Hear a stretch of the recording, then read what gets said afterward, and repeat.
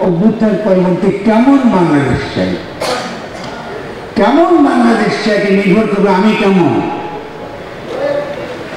আমরা যখন গণ-অভ্যুত্থান করেছিলাম তখন কিন্তু আমাদেরকে পরিকল্পনা করতে হয়েছে, যোগাযোগ করতে হয়েছে, ভাবতে হয়েছে, ফোকাস থাকতে হয়েছে, সুনির্দিষ্টভাবে আমাদের কি করতে হয়েছে, আমাদের দৃষ্টি নিবদ্ধ রাখতে হয়েছে। মানে দেখি যে শত্রুর প্রতি আমাদের সকলের চোখ একত্র নিবদ্ধ থাকতে হয়েছে, ফলে আমরা জয়ী হয়েছি। আর শেখ হাসিনা পালাতে বাধ্য হয়েছে, ঠিক না? তাহলে আগামী দিনে আমরা কি করব, এই যে প্রশ্নটা তুললাম, আমি কেমন বাংলাদেশ চাই, এটা নির্ভর করবে আপনি কেমন। খুব পরিষ্কার, যেমন প্রজা তেমনি কিন্তু রাজা। ভাববেন না যে শেখ হাসিনা একমাত্র দায়ী, আপনারা কিন্তু সমানভাবে দায়ী। আগামী দিনে কি করতে পারবেন এরকম, আমরা নিজেরা কি করতে চাই, আমরা কোথায় সুনির্দিষ্ট, আমরা কোথায় দৃষ্টিতে নিবদ্ধ, সেটা করতে পারলে আমরা খুব তাড়াতাড়ি অগ্রসর হব। ঠিক আছে? আচ্ছা, এবার আমরা কিছু প্রশ্ন আমি কিছু বিষয় পড়ে দ্রুত শেষ করার চেষ্টা করব। এই যে নিবদ্ধ হওয়ার কথাটা যখন বলছি, কেন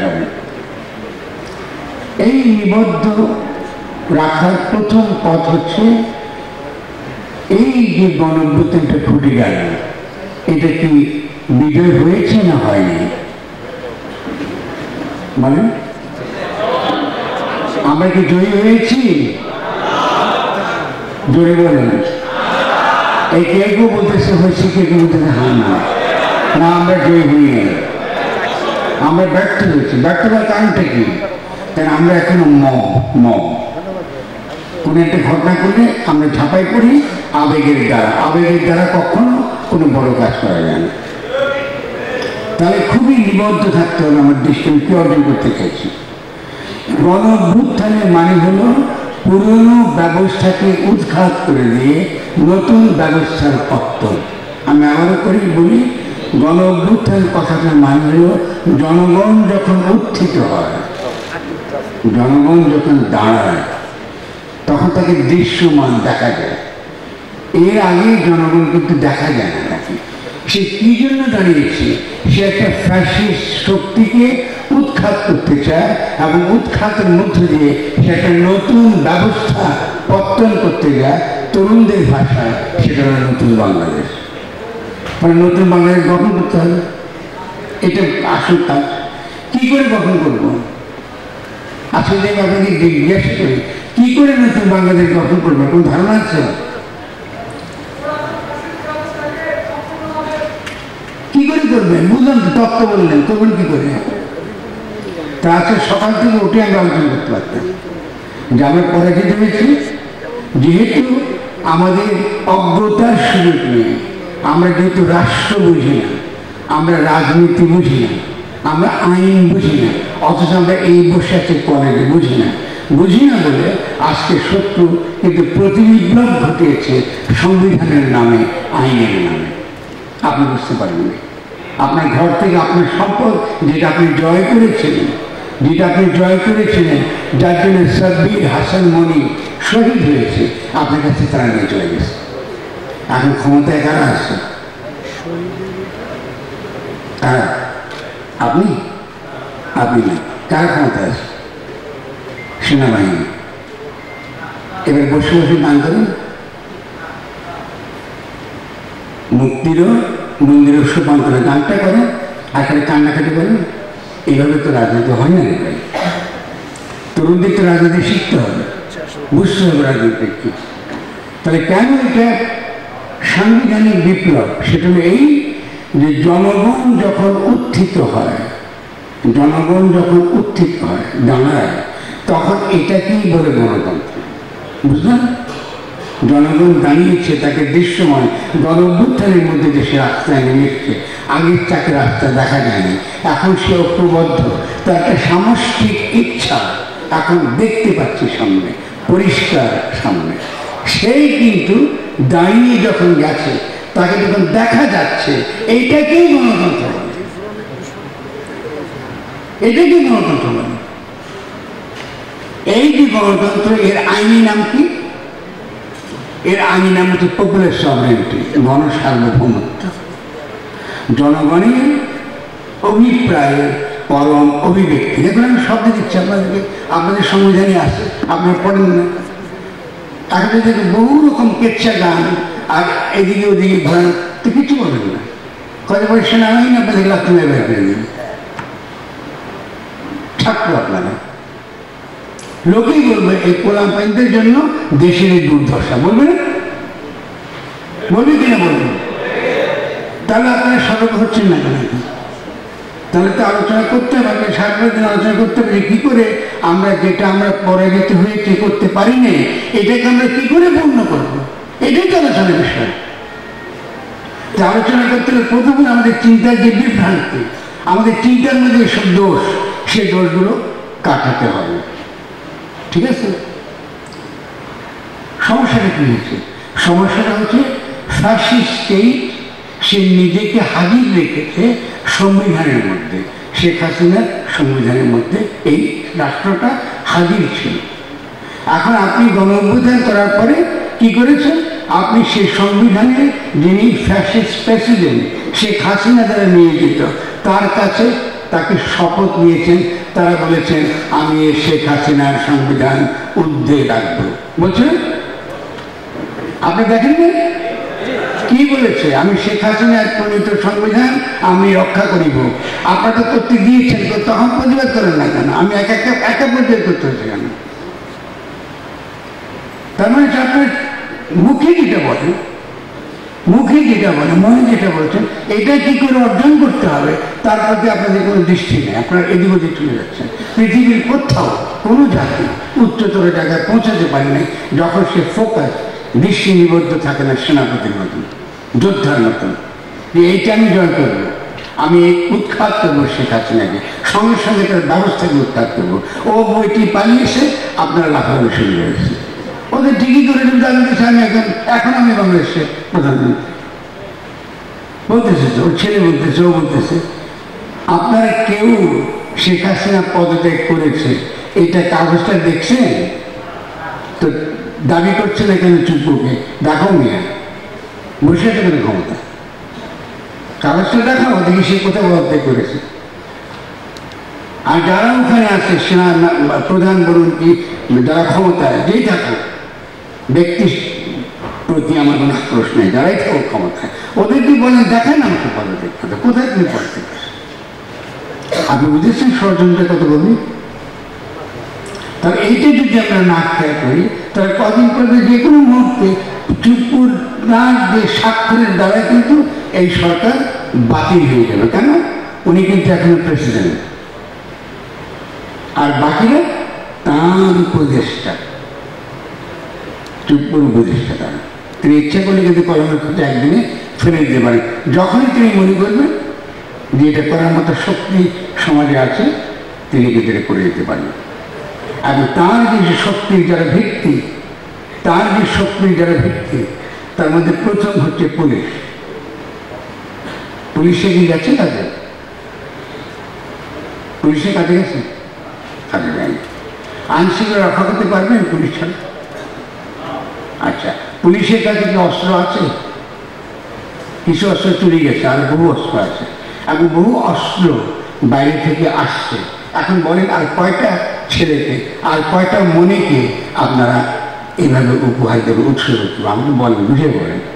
এই যে বিশৃঙ্খলা করেন, খালি কল্পনা ফানুস ওড়ান, এটা তারা কী করবেন? এটা তো কিছু করতে হবে। ওরা যদি অস্ত্র নিয়ে দিবার নামে আপনি কি মনে করেন আপনাকে এবার আশ্রয় রাখবেন? তাহলে আমাদের এবং আপনার শত্রু যারা পরিবেষ্টিত, আপনি দিল্লি পরিষ্কার বলছে যে আমরা বাংলাদেশের বিরুদ্ধে যুদ্ধ করার জন্য প্রস্তুত হচ্ছে, তারা প্রস্তুতির কথা বলছে, পাবলিকলি বলছে, গোপনে বলছে তা না। তাহলে বিশ্লেষণের ঘটনাটা যথেষ্ট পরিমাণ জটিল। আবার শেখ হাসিনারই নিয়োজিত আমলারা মারপিট করতেছে একজন একজনের সঙ্গে, তারাই কিন্তু সব জনপ্রশাসনে শেখ হাসিনার ক্ষমতার প্রধান ভিত্তি ছিল। তো আপনাদের কেউ বলেন না যে জনপ্রশাসনে যারা আসছে এই তালিকা ধরে এইগুলোকে বাদ দিতে হবে? বলেন নাকি? চিনেন না আপনার? চিনুন না যুবকরা, বলতে পারবেন কি কোথায় আছে। ইতিমধ্যে এই যাদেরকে আমরা বলি কি আয়নাঘর, বিভিন্ন রকম গুম খুনের সঙ্গে জড়িত, যারা হত্যা করেছে দীর্ঘকাল, ওরা কিন্তু পালাচ্ছে, মুজিবুর রহমান পালাইছে, দেখি পারেননি কি ফেলবেন। তাই বন্ধুরা, তরুণ বন্ধুরা, বিপ্লব ডিনার পার্টি না, ডিনার পার্টি না, প্লিজ। উল্লাসের সময় নেই। ফলে যদি আমরা এগোতে চাই তাহলে কিছু কিছু বিষয়ে আমাদের তত্ত্বগতভাবে খুব পরিচ্ছন্ন থাকতে হবে। কী কী জিনিস পরিচ্ছন্ন থাকতে হবে? প্রথমত রাষ্ট্র এবং সরকার এক নয়। আমরা কারা কারা জানি রাষ্ট্র সরকার এক নয়? আমরা কি বুঝি এটা মানে কি? রাষ্ট্র এবং সরকার এক নয়। যদি এটা বুঝি তাহলে বুঝবো যে এর আগে পুলিশ যাদের শেখ হাসিনার যে তাদের নির্দেশ শুনেছিল তারা ঠিকই করেছে। কেন ঠিক করেছে?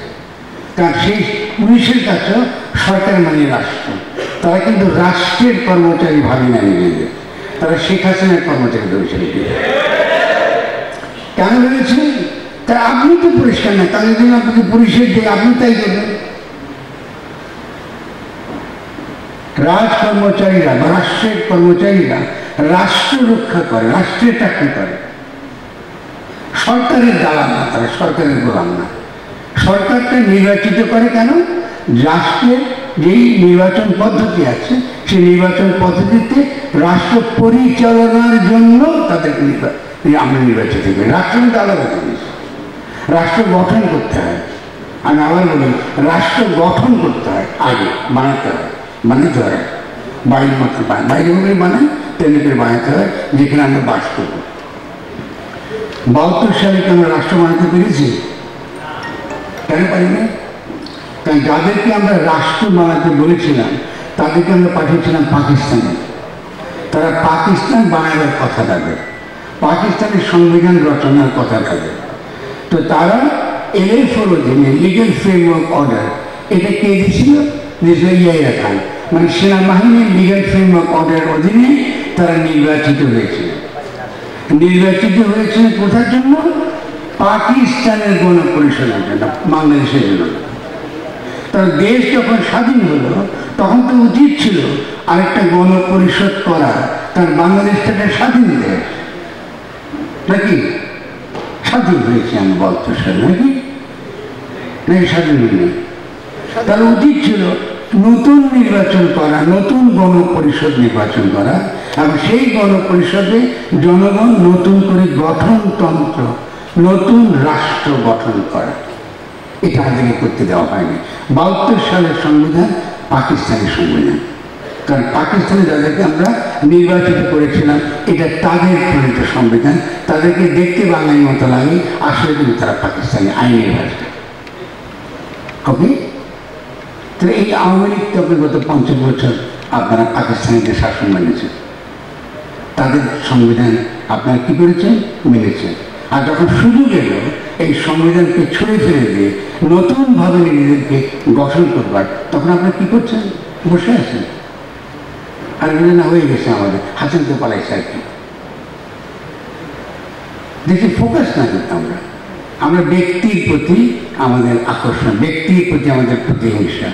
ব্যক্তিকে সরাতে পারলে ব্যবস্থা আপনা আপনি বদলে যায় না, ব্যবস্থা থেকে যায়।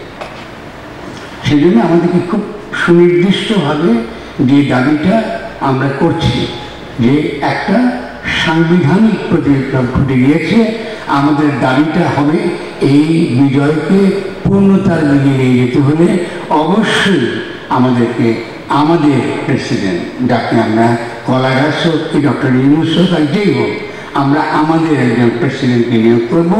তিনি কে?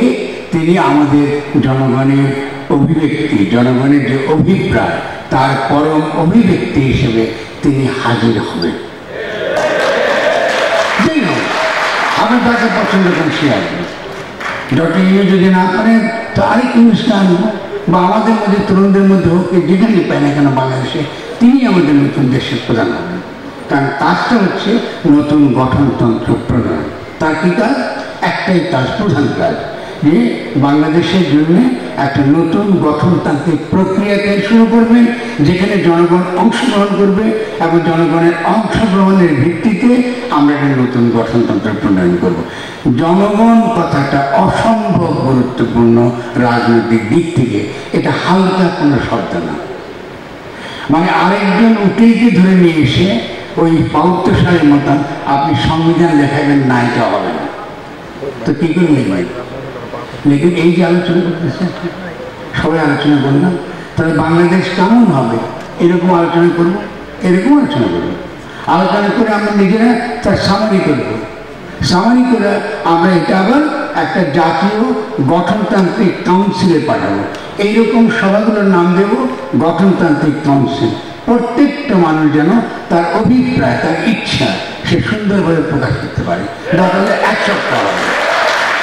কোনো বিষয়ে আমাদের মতবিরোধ থাকলে আমরা সপ্তাহ কি মাস আমরা তখন জানা দেব, কারণ আমরা একসঙ্গে বাস করতে চাই। ফলে আমরা কোনো বিরোধ চাই না। আমাদের সঙ্গে বিরোধ কার? ফ্যাসিস্ট শক্তির সঙ্গে বিরোধ। সে কিন্তু এই গঠনতান্ত্রিক কাউন্সিলের সে কিন্তু অংশ না। নতুন যে বাংলাদেশ গড়ে উঠবে সে কিন্তু এই গঠনতান্ত্রিক কাউন্সিলের অংশ না। তাহলে একটা গঠনতান্ত্রিক কাউন্সিল বিভিন্ন ক্ষেত্রে, উপজেলার ক্ষেত্রে, জেলাতে, এমনকি এখানে ঢাকা কলেজে, সর্বত্র যেখানে জনগণ কথা বলে, যেখানে জনগণ তার ইচ্ছার কথা বলে, তার অভিপ্রায়ের কথা বলে, শুধু এখানে গুলো হচ্ছে না, চায়ের দোকানে, যেখানে খুশি, বন্ধুদের আড্ডা, আমার ইচ্ছা বাংলাদেশ এরকম হবে, আমি এরকম বাংলাদেশ চাই। জনগণকে এই কথা বলতে দেবা সমস্ত রকম শর্ত রাষ্ট্রকে প্রথমে দিতে হবে। এই বর্তমান যে অন্তর্বর্তীকালীন সরকার, তার প্রথম কাজ হচ্ছে জনগণের অভিপ্রায় শোনা। তারা কি শুনতেছে? তারা শুনতেছে কার কথা? তো তাহলে গণতন্ত্র কোথায় আসবে? জনগণ তো তার কথা বলবে কি ধরনের রাষ্ট্র শিক্ষা। তাহলে প্রথম তো তার উচিত হবে জনগণ কি চায় আগে তাদের কাছে কথা শুনে। কথা শুনে তো দূরের কথা, তারা তাদের পছন্দের লোক বিভিন্ন জায়গায় তারা বসে নিচ্ছে। আপত্তি নেই, ভালো লোক থাকতে পারে, খারাপ লোক থাকতে পারে, কিন্তু কি ভিত্তিতে, কোন মানদণ্ডের ভিত্তিতে এই লোকগুলো বসছে সে ব্যাপারে কোনো স্বচ্ছতা নাই। তাদের পছন্দের, কারো জামাই, কারো বন্ধু, কারো শালা বসে যাচ্ছে যারা, এটা কি ঠিক? লোকগুলো তো ভালো হতে পারে, কিন্তু আপনাদেরকে জবাবদিহি করতে হবে কার কাছে? আমরা তো লড়াই করলাম জনগণের কাছে জবাবদিহি নিশ্চিত করার জন্য, কিন্তু আমরা জবাবদিহি নিশ্চিত করতে পারলাম না। তারা দেখেন যে ছোট ছোট কনসেপ্ট, রাষ্ট্র এবং সরকার এই দুটো আলাদা। জনগণের অভিপ্রায় পরম অভিব্যক্তি, ইহাকে গণতন্ত্র বলে। এই কনসেপ্ট আমরা মাথার মধ্যে নাই। আমরা গণতন্ত্র বলতে বুঝি কি, নির্বাচন দাও, নির্বাচন দাও, নির্বাচন দাও, যেন আমি আবার আগামী 15 বছর লুটপাট করতে পারি। তো আপনাদেরকে প্রতিবাদ করেন না, আপনাদেরকে প্রতিবাদ করেন না, কিন্তু এই যে দাবি যারা তুলছে, একদিকে এই দাবি তোলার প্রতিবাদ করেননি, অন্যদিকে কিছু কিছু লোক এখন বিএনপির বিরুদ্ধে কথা বলা শুরু করছে। কেন? বিএনপি কি অপরাধ করে? বিএনপি ভুল বলতে করতে পারে, সমালোচনা করে, তো বিএনপির কোনো অবদান নেই এই গণঅভ্যুত্থানে? বিএনপির কর্মীরা অংশগ্রহণ করেনি? করেছে কিনা বলতে? করেছে। তারা বিএনপির প্রতি এত পোশাক না পাই, অত নির্যাতিত হয়েছে, অত হামলা মামলা, কেন কোনো কাম নাই যার বিরুদ্ধে, শেখ হাসিনা যাদের দলটির বিরুদ্ধে এত কিছু করে খালেদাকে মেরে ফেলতে মিথ্যে মামলা দিয়েছে। আর খালেদাকে যদি এই যে নিরাপদভাবে এই ফ্যাসিস্ট শক্তি সাধারণ নির্বাচনকে প্রত্যাখ্যান না করতেন, বৈধতা না দিতেন, এই গণঅভ্যুত্থান হতো না। এটা শেয়ার করতে হবে আপনাদের। তো আপনারা কোনোদিন গিয়ে খালেদার জন্য শুনে গেছিলেন? আপনার কেউ গেছেন? কেন জানেন? উনি তো মরে গেছেন আপনার সময়, কেন জানেন? তাহলে আপনার অকৃতজ্ঞ, একেবারে দীর্ঘ লড়াই করলেন নিজের মতন করে। তার দলের মধ্যে কিন্তু ভালো লোক নেই, কারো কথা তিনি শুনলেন। তিনি অসুস্থ অবস্থায় এই দীর্ঘ লড়াই করে গেছেন। কেন? এই ফ্যাসিস্ট শক্তিকে তিনি বৈধতা দেননি, এবং তার যে নির্দেশ অমান্য করে একবার নির্বাচনে যারা গেছে এদের কখনো চিনেন না, কিন্তু আমার তাকে ফুল দিতে চাইনি, যা উচিত ছিল। তো এই যে দেখেন আমাদের অন্যায়, যখন আমরা যার যে অবদান যদি সেই জন্য তাকে আমরা স্বীকৃতি না দিই, এটা কিন্তু অন্যায়। বহু মানুষ আপনারা ছাড়া বহু মানুষ দেশ ত্যাগ করেছে, বিদেশে বসে বসে বিভিন্নভাবে ইউটিউবের মাধ্যমে, প্রচারের মাধ্যমে, ক্যাম্পেইনের মাধ্যমে আপনাদেরকে উজ্জীবিত রেখেছে। তাদের মধ্যে আপনাকে বিকৃত করা পারেননি। এই সরকারকে বলেন না এদেরকে শিখে নিতে হবে, এটা আমাদের গুরুত্বপূর্ণ ভূমিকা পালন করেছে, এদের কাছে আমরা কৃতজ্ঞ আমরা করিনি। তাহলে যখন আমরা এটা করি না, তখন কিন্তু আমাদের এই রাষ্ট্র গঠনের প্রক্রিয়াটা মারাত্মকভাবে দুর্বল হয়ে যায়। আবার সত্য কিন্তু প্রবেশ করতে শুরু করে, বিভিন্নভাবে সে প্রবেশ করতে শুরু করে। ঠিক আছে, এখন তার পাশাপাশি যে খেয়াল করেন, আমরা গুমঘর থেকে আমাদের অত্যন্ত প্রিয় আজমি সাহেব জেনারেল অত্যন্ত শ্রদ্ধা পাবেন, আমাদেরকে পছন্দ করে তিনি বেরিয়ে এসে আমরা একটা কথা বললেন, যে কথা কিন্তু এই মুহূর্তে আমাদের মধ্যে নিশ্চিত হয়ে তৈরি করে। এটা বলার কোনো দরকার ছিল না যে রবীন্দ্রনাথের জাতীয় সঙ্গীত আমরা এখন চাই না, এটা কি বলার সময় এখন? এটা কি প্রবলেম আমাদের জন্য? জাতীয় সঙ্গীত হতে পারে, আমরা জাতীয় সঙ্গীত নাও করতে পারি, সমস্যা নয়। কিন্তু রবীন্দ্রনাথ কি হয়েছিল? রবীন্দ্রনাথ একটা হিস্ট্রির অংশ। আমাদেরকে বাংলা ভাষায় কথা বলতে দেওয়া হয়নি, আমাদেরকে রবীন্দ্রসঙ্গীত গাইতে দেওয়া হয়নি। এটা ভুলে যাবে কি? যদি ভুলে যাবে তাহলে কি হবে? আমি কিন্তু আমার ইতিহাস এবং ঐতিহ্য থেকে সরে গেল। রবীন্দ্রনাথ ব্রাহ্মণ ছিলেন, ব্রাহ্মণ বুঝলেন, উনি একত্ববাদী বিশ্বাস করতেন, উনি পৌত্তলিক ছিলেন। তো যেসব মুসলমানরা রবীন্দ্রনাথ বিরোধী, ও জানি না একত্ববাদ কি। তার যে যোগ্যতা, এটাও কিন্তু পারস্যের যোগ্যা, পারস্য থেকে আনন্দ। উনি যেটা আরবি ভাষা যেটা লিখত তার ভাষার মধ্যে, যেহেতু একটা বিশেষ সম্প্রদায় জন্মগ্রহণ করেছে, ফলে সংস্কৃত প্রধান তৎসংস্কৃত শব্দ বেশি, বেশি কবিতার মধ্যে, গানের মধ্যে যদি আরবি ভাষা বেশি থাকতো তো ওনাকে আমরা বাংলাদেশের মনে বলতাম। তো রবীন্দ্রনাথ কি দোষ করছে? আমার এটা ঐতিহ্যের অংশ হয়, নজরুল আমার ঐতিহ্যের অংশ। রবীন্দ্রনাথ নজরুলকে বাদ দেন, ডিএল রায় তো আমার ঐতিহ্যের অংশ। চিটাগাঙে কি দেখেছেন? সেরা গান গেছেন, সকল দেশের চেয়ে আমার দেশের বাংলাদেশের গান করেছেন, ডিএল রায় বিখ্যাত গান। আমার আবেগের সঙ্গে, আমার স্মৃতির সঙ্গে যেটা জড়িত, ভালো মন্দ মিশিয়ে, সেটা অবশ্যই আমার অংশ। তো নজরুল কি মুসলমান মাফ করে দেবো? ও কি কালীপুর গান লেখেন বলো তো? লেখছে জেনারেল, লেখছে, উনি কীর্তন লেখেন, লেখছে, তার মানে নজরুলকে ফেলে দেন? ঠিক নাকি? এগুলো কি ধরনের চিন্তা? রাষ্ট্রযুদ্ধ কখন করবেন? যখন আপনার ঐতিহ্যের সঙ্গে কোনো সম্পর্ক নেই, ইতিহাসের সঙ্গে কোনো সম্পর্ক নেই, বারবার ইতিহাসটা কেটে দিন আপনারা, এই যে ছুরি দিয়ে কেটে দিয়ে রক্তাক্ত করে ফেলেন। কিন্তু তরুণদের এসব থেকে বিভ্রান্ত উচিত। আমি তখন এই ব্যাপারে আপত্তি করে যখন বলেছিলাম, আমি খুব খুশি হয়েছি যে জামাতে ইসলাম পরিষ্কার বলেছে যে আজমি সাহেব আমাদের দলের কর্মী। আমি জামাতকে প্রশংসা করি, জামাতে যে এই যে বিচক্ষণতা আছে, এই বিচক্ষণতার জন্য আমি জামাতকে প্রশংসা করি। কেউ যদি খুব ভালো একটা গান লিখে মানে হতে পারে, এটা তো আমি তামিলনাড়ুকে ভুলে যাবো না, থাকবে সে আমার ঐতিহ্য।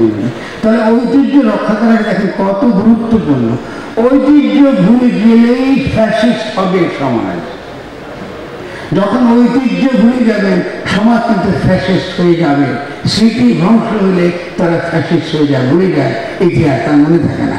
তখন শেখ মুজিবের বিরাট বিরাট মূল্য হাজির হয়ে যায়, হিস্ট্রি আপনি ভুলে যান, শের বাংলাকে ভুলে যান, মৌলানা ভাসানীকে ভুলে যান, 69 গণঅভ্যুত্থান ভুলে যান, সিরাজ আলম খানকে ভুলে যান, সকলকে ভুলে যান, সিরাজ সিদ্দিককে ভুলে যান, আব্দুল হককে ভুলে যান, আব্দুল মতিনকে ভুলে যান। এই গানগুলো জানেন তরুণরা? কিছু জানেন।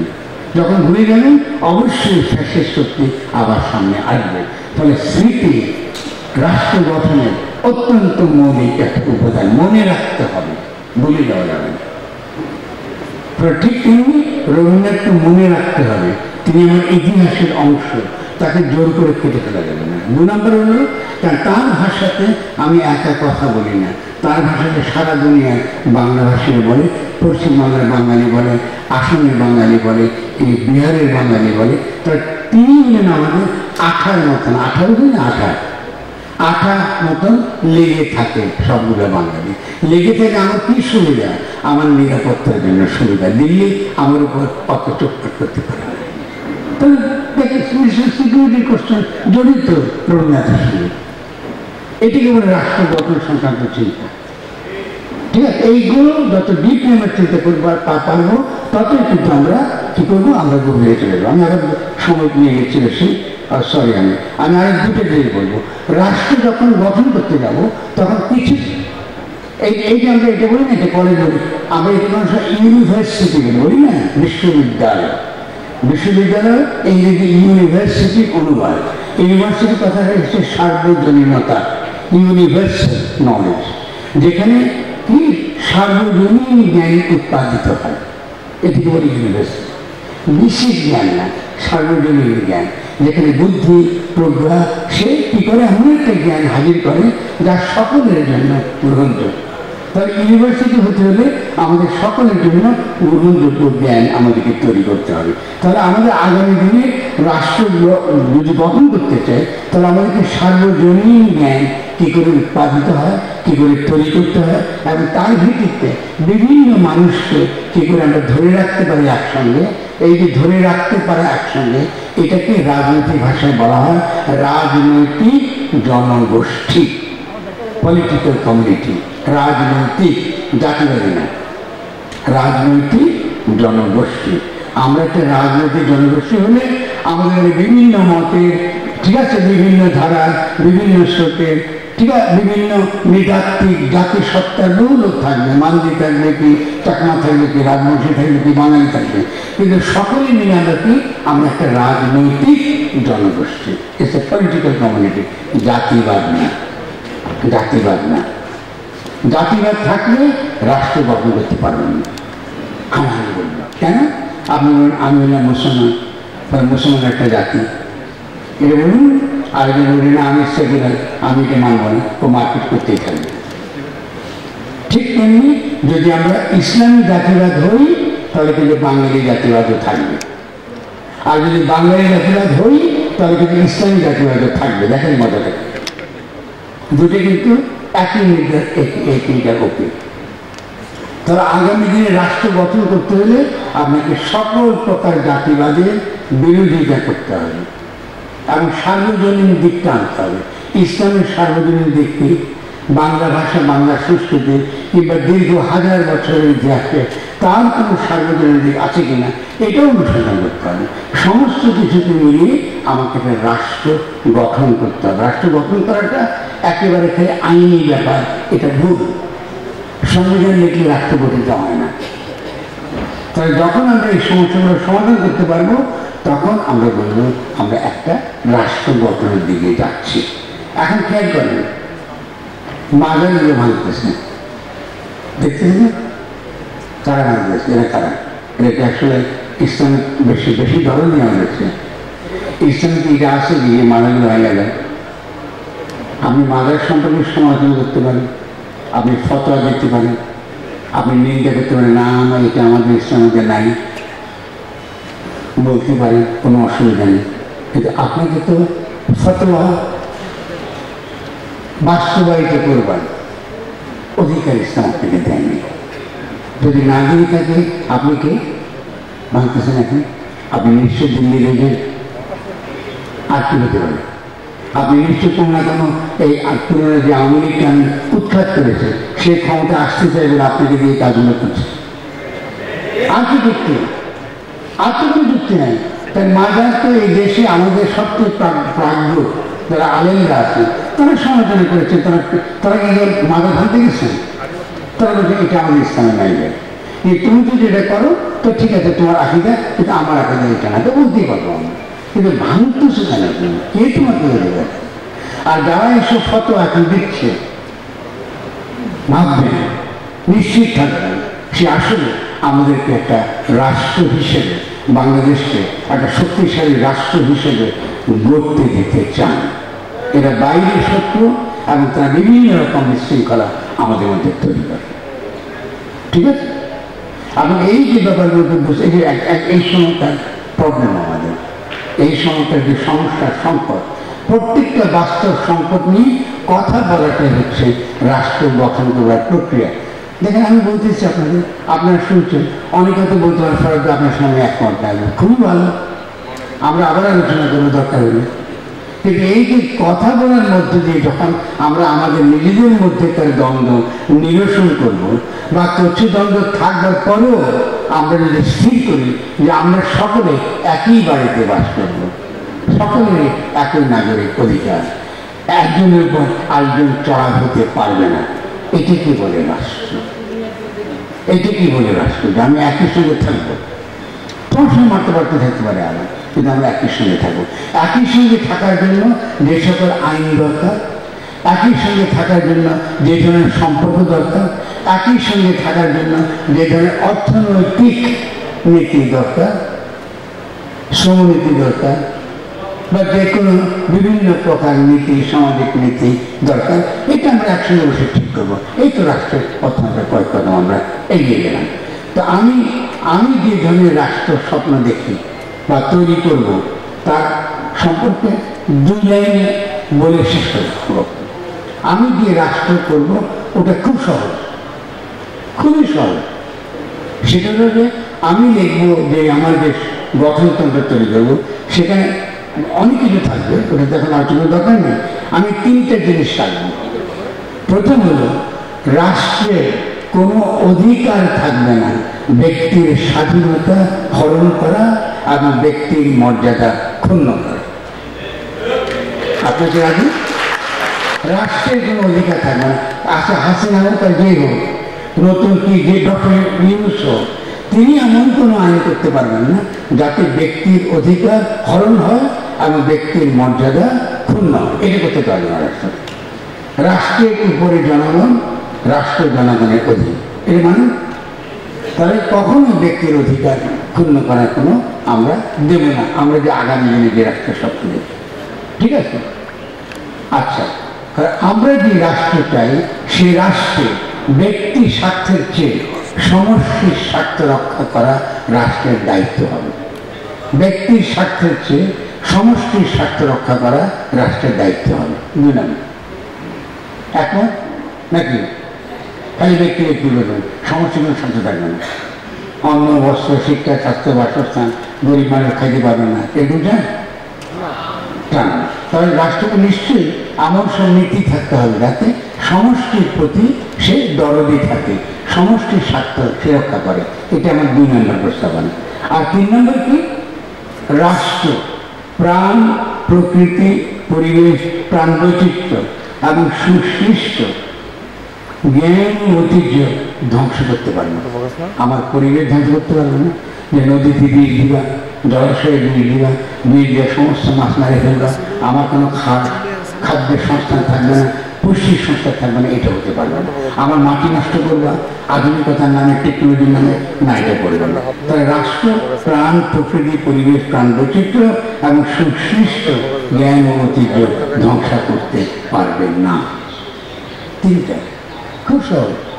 এই তিনটে নীতি যদি আমরা এখন করতে পারি, এই তিনটে নীতি যদি করতে পারি, আমরা বিশাল উল্লঙ্ঘন করে দেব। বাকি যা কিছু রাষ্ট্রকে নিয়ন্ত্রণ করবার, আমলাদের নিয়ন্ত্রণ করবার, বিদেশি শক্তিকে নিয়ন্ত্রণ করবার, কর্পোরেশনগুলোর মুনাফা নিয়ন্ত্রণ করবার, নীতি তিনটা। দেখেন কত সহজ। আমরা যত আলোচনা করবো আরো সহজ হয়ে যাবে। আমরা বুঝবো যে কেন এটা দরকার, কেন প্রাণ, প্রকৃতি, প্রাণের বৈচিত্র্য রক্ষা করা জরুরি, এগুলো আমরা বুঝবো।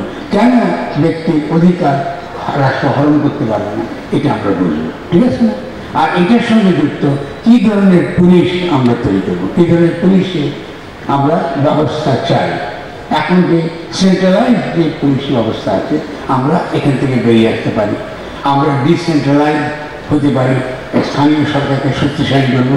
ওটা নিয়ে আমি আজকে আর আলোচনা করছি না, কিন্তু আমি মনে করি যে এই তিনটা নীতিগত দিক যখন মাথার মধ্যে রাখবেন এবং রাষ্ট্র এবং সরকারের পার্থক্য, এটা যখন আপনারা আলাদা করতে শিখবেন এবং নিজের লক্ষ্যটা এক সুনির্দিষ্ট ফোকাস থাকবে, আমরা কিন্তু আমাদেরকে পৃথিবীতে কোনো শক্তি নেই আমাদেরকে ঠেকাতে পারে। শেষ যেটা হলো, এই বাংলাদেশে তরুণরা একটা অভূতপূর্ব ঘটনা ঘটেছে, শুধু প্রাউড, আপনাদের গর্ব করা উচিত। এটা দুনিয়া কাঁপাই দিচ্ছে। এটা বাংলাদেশে নাই, এটা দুনিয়া কিন্তু কাঁপতেছে, টলমল টলমল টলমল করছে, তাকিয়ে আসছে আপনার দিকে।